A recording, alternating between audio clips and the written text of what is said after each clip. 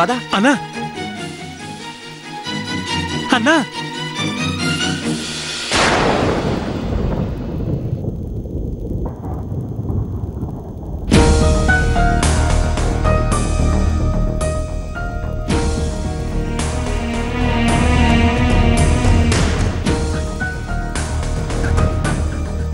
అన్నా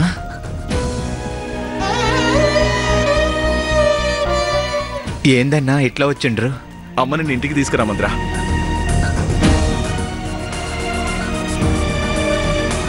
మన ఇంటి కట్టుబాటు తప్పిన ఈ కిట్టయ్యతో పాటు ఈ తప్పుకు సహాయపడ్డ నీకు కూడా నా ఇంటి గుమ్మం తొక్కే అర్హత లేదు.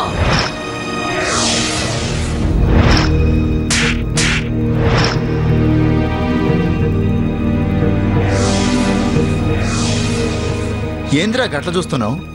మేమన్నది నువ్వు విన్నది నిజమేరా?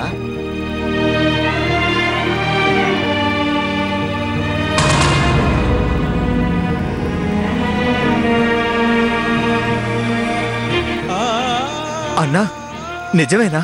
నిజంరా. నిజమేనా అన్నా? నిజమేరా.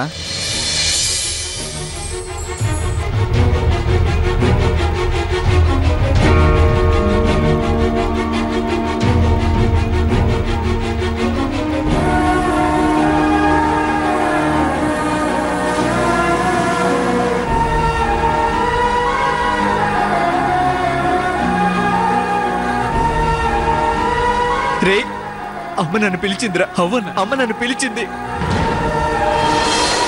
అమ్మ నన్ను పిలిచింది.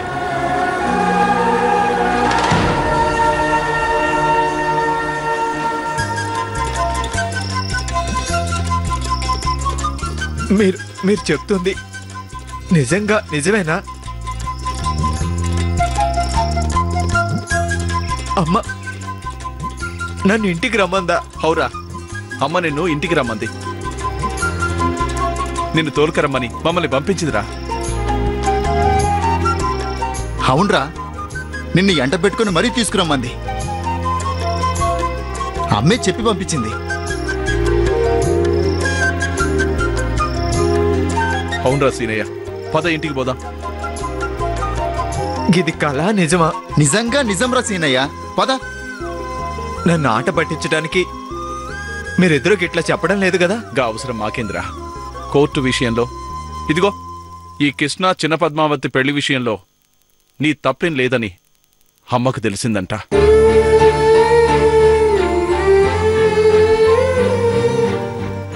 గందుకే నిన్నింటికి తీసుకురమ్మంది.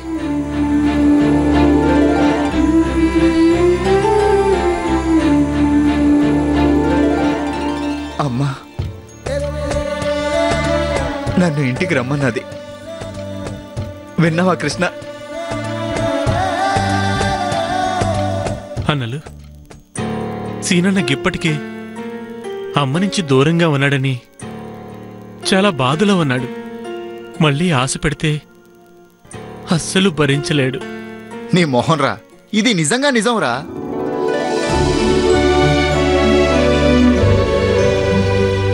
నువ్వు జల్దీ మాతో బయలుదేరరా సీనయ్య. అమ్మ పిలుచుడు గీ సీనయ్య రాకపోవడా? అన్నా కృష్ణ చూడరా, గీ దినం నాకు మస్తు ఖుషిగా ఉన్నది. నా తల్లి నన్ను రమ్మంది, ఇంటికి రమ్మని పిలిచినది. చాలు చాలు, నా జన్మకిది చాలు. అరే సీనయ్య, త్వరగా బయలుదేరు. ఈ ఆనందం ఇంట్లో అమ్మతో పాటు అందరం పంచుకుందాం. పదరా. అవునరా, జల్దీ బయలుదేరు. సరే అన్న, పదేనా? చొక్కా సొక్కేసుకోరా. అన్నా అన్నా